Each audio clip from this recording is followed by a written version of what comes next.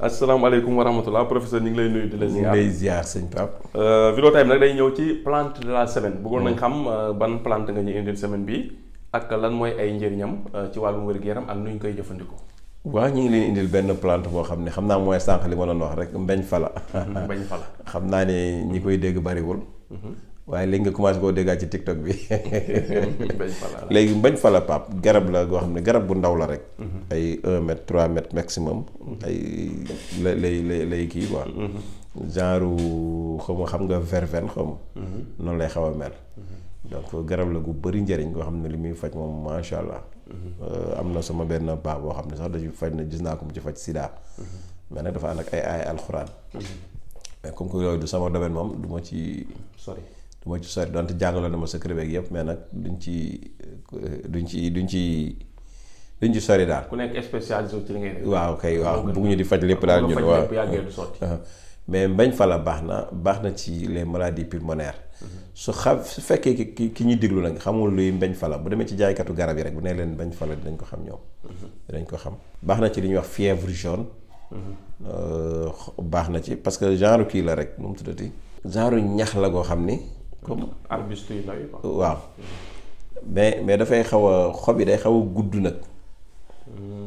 non comme mooy liy mel ni genre garabu dugub wala xeetu garab yooyu. waaw comme genre yooyu day sew. xaw yi day sew gudd. waaw kay xob yi day sew gudd. genre yooyu daal la noonu daal la li mel xam naa. baax na ci li ñuy wax les migraines. baax na ci fièvre. nit koo xamante ni yaramam day tàng lool. day améliorer la circulation sanguine. baax na ci tension buy wàcc hypotension. mooy hypotenseur la quoi moom. baax na ci li wax les troubles intestinaux maanaam ñi nga xam ne dañuy amee problème mu biir. ay saan ak yu demee noonu. am na ñuy wax la bilharziose. ñi nga xam ne xëy na dañoo dëkk côté waalo bi ak yu demee noonu. ñi nga xam ne dañu amee stress. wala ñi nga xam ne sax dem nañ ba li ñuy wax hématurie yi nga xam ne bu ñu tuur ndox mën naa muy ànd ak tuuti deret. waaw bu ñu amee mbañ fale boobu di ko utiliser baax na ci ñoom. ñi nga xam ne dañu amee infection urinaire. tamit bu ñu amee mbañ fale boobu di ko utiliser dina baax ci ñoom. dañuy wax les infections cicatrisantes nga xamante ni cicatrisante. nga xam ne ci wàllu yaram. nga xamante ni ay góom la ñuy am ak yu demee noonu. donc mbañ fale bi baax na ci. les douleurs musculaires. mbañ fale bi baax na ci. et les reins ñi nga xam ne dañu am problème mu rein. baax na ci. ñi nga xam ne dañoo am problème mu foie. baax na ci. ñi nga xam ne dañoo amee ballonnement. baax na ci. ñi nga xam ne dañoo amee tension. baax na ci. ñi nga xam ne dañoo amee asthme. mbañ fala bi baax na ci.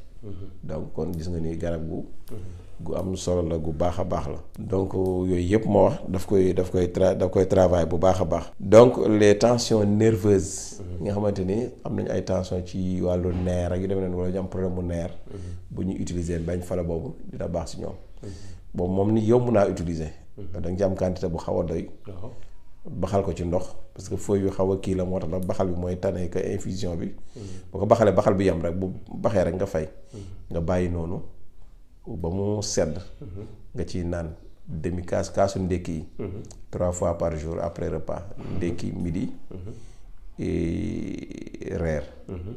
donc nit ki loolu koy bu lekkee ba pare rek naan genn wàllu kaas bu mag bi. ba mu digg. donc su jeexee mu baxalaat continuer ko noonu. donc garab yi ñu fi wax yëpp feebar yi ñu fi wax yëpp. yàlla mën na def mu saafara ko insha allah. macha allah loolu yàlla naa difficile. waaw comme garab guy sax ci réew mi la tamit. ñu ko jafe. voilà daan ñax la voilà loolu yomb na am. comme professeur ñu ngi lay remercier.